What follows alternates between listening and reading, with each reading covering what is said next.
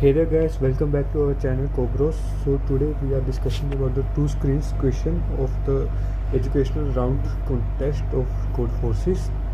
So इस question में हमसे क्या किया गया है कि लाइक हमें दो स्क्रीन्स दे रखी हैं इन्होंने। एक स्क्रीन, दोनों स्क्रीन अभी खाली है स्टार्ट में, और हमें ऑपरेशंस दे रखे हैं कि एक ऑपरेशन में या तो हम एक स्क्रीन में कुछ भी अपेंड कर सकते हैं या फिर जो दूसरी स्क्रीन में पहली स्क्रीन में जो भी लिखा है उसको कॉपी कर सकते हैं। सो बेसिकली और आउटपुट हमें फाइनल रिजल्ट क्या देना है कि लाइक मिनिमम नंबर हमें स्टेप्स बताने हैं कि लाइक स्क्रीन 1 इक्वल्स टू सब सीक्वेंस एस और जो स्क्रीन 2 है वो सब सीक्वेंस 2 शो करे। सो अब टेस्ट केस देखें तो जैसे पहला टेस्ट केस है garage and garage for sale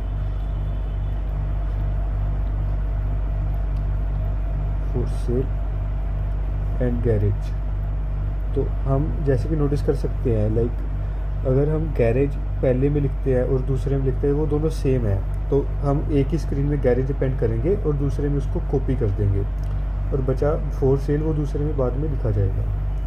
और अगर सेकंड केस है A B C D E A B C D, तो हम सिर्फ यहाँ तक ही कॉपी कर सकते हैं। अगर उसके बाद हम कॉपी करना चाहें तो बिगड़ जाएगा आंसर। तो सिंपल कोड है, हम पहले दोनों के स्टार्टिंग से स्टार्ट करेंगे और जब तक वो कॉमन आता रहेगा वो चलते रहेंगे, और वो जैसे ही वो डिफरेंट कैरेक्टर्स आए हम ब्रेक कर देंगे और आंसर में जो रिमेनिंग लेंथ है वो ऐड करेंगे, और जो हम कॉमन लेंथ है कॉमन लेंथ +1 ऐड करेंगे। तो remaining of string 1 plus remaining of string 2 plus common +1। और ये 1 इसलिए ऐड कर रहे हैं कि जो स्टेप हमारा कॉपी में लगेगा, लाइक पहली स्ट्रिंग में लिख दिया और दूसरी बार कॉपी में जो लिख दिया, बस यही आंसर है। और इसका कोड हम अब नेक्स्ट स्क्रीन पे शो हो रहा है। वैसे ये रहा हमारा पहला कोड। इसमें हमने क्या किया, लाइक एक फंक्शन बनाया, पहले तो इनपुट लिया टेस्ट केसेस की और उसके बाद ये सोल्व फंक्शन बना दिया। सोल्व फंक्शन में हम क्या कर रहे हैं, एक दो वेरिएबल्स डिक्लेयर कर रहे हैं दोनों की लेंथ के लिए, और एक दो वेरिएबल्स कर रहे हैं कि दोनों को ट्रेवर्स करने के लिए, ठीक है, आई और जे।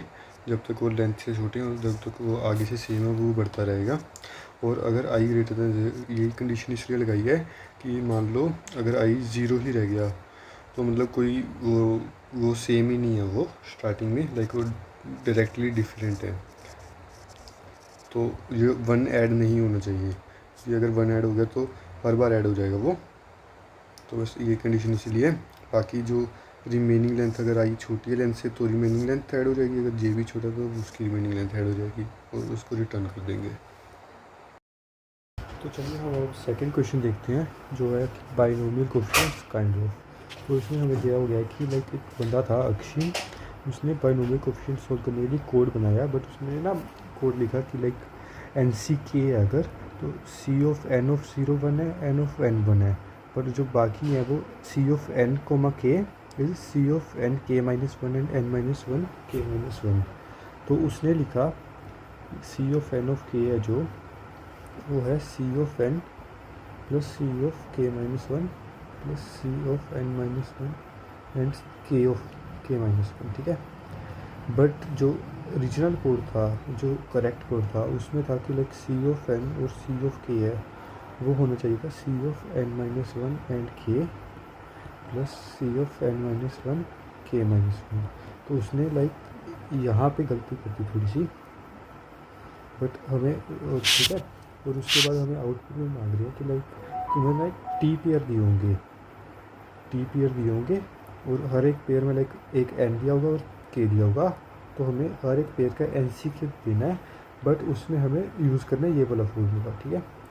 तो अगर हम ऑब्जर्वेशन से देखें लाइक 1C0 1 होगा, 1C1 भी 1 होगा, और जो 2C0 है वो 1 होगा, 2C1 और 2C2 1 होगा, और ये होगा 2C0 प्लस 1C0, तो ये 2 होगा, ठीक है।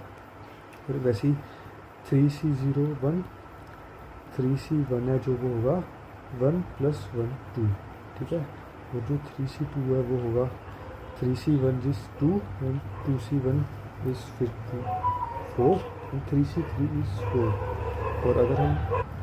और अगर हम यही ऑब्जर्वेशन देखते जाए ना, तो हमारे पास बनेगा ये n इक्वल टू 1 है और यहाँ पे k है, ठीक है। 1 0 1 2 3 4, एक मिनट, 0 1 2 3 4 और मान लो n 1 2 3 4 5, तो 1 0 1 ये 1 होगा और ये 1 2 1 1 2 4 1 1 2 4 8 1, ऐसे ऐसे चलता रहेगा 1 2 4 8 16 एंड 1। तो अगर हम ये ऑब्जर्वेशन देखें, लाइक अगर NCK में k इक्वल्स टू n है या k इक्वल्स टू 0 है, तब तो आउटपुट आ रही है 1। और अगर k कुछ भी है तो आउटपुट आ रही है पावर ऑफ 2 की पावर k, ठीक है। देखो 2C 1 था 2 आ गई, 3C 2 था तो 2 की पावर 2 4, 2 क्यूब 8, 2 रेस्ट पर 4 16।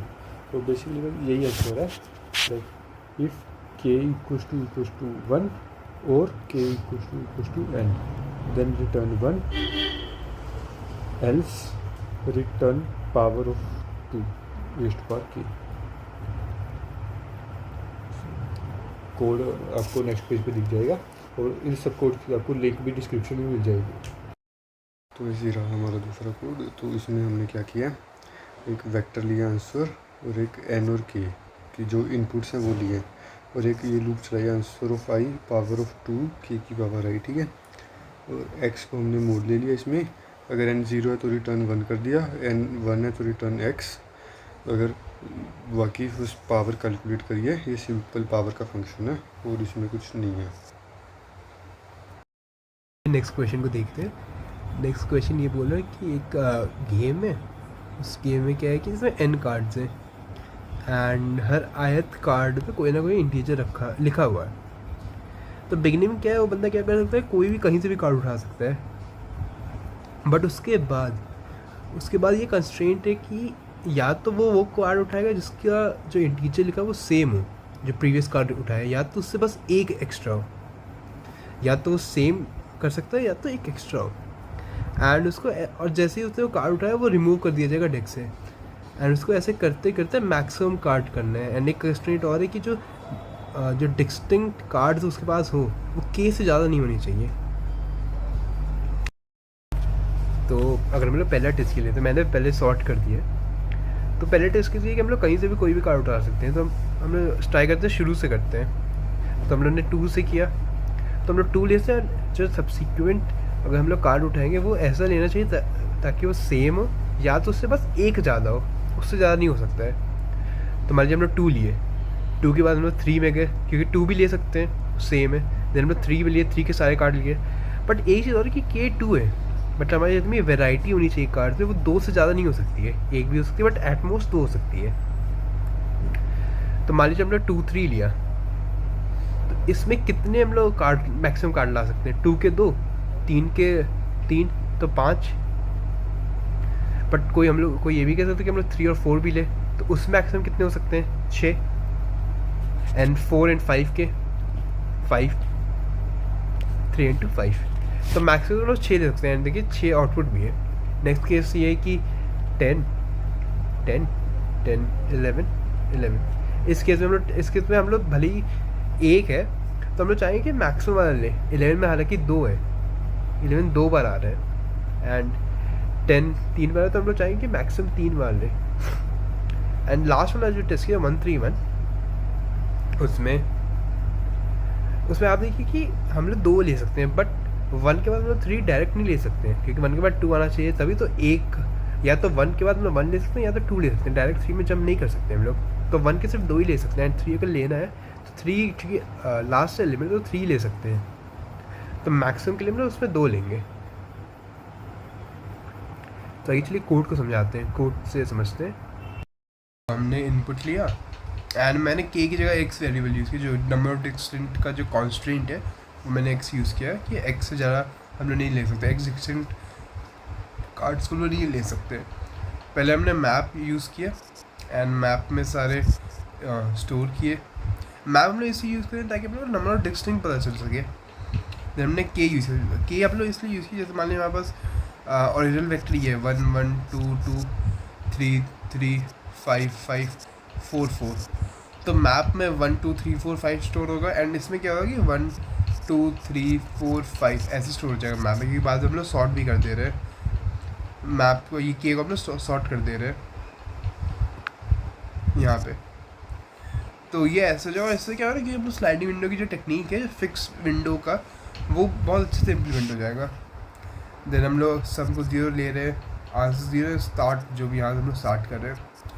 हमने एंड वेरिएबल यहाँ से बनाया एंड जो S1 है जो कि के का साइज़ है एंड